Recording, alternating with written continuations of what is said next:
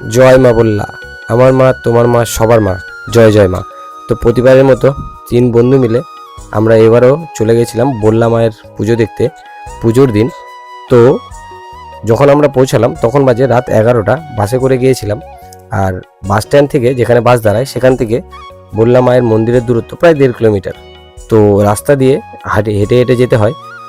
দুপাশেই অনেক দোকান, তোমরা যদি আগে যাও তাহলে জানতে পারবে। তো এবার আমরা সেই মতনভাবে গেলাম।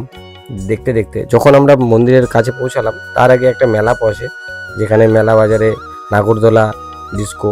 তো আমরা মেলাটা ঘুরলাম, ঘুরে নিয়ে মায়ের মন্দিরে পুজো দিতে গেলাম। তার আগে তো একটা দোকান থেকে ভোগ নিয়ে নিলাম। ভোগ নিয়ে মায়ের মন্দিরের সামনে যেতেই দেখি চরম ভিড়।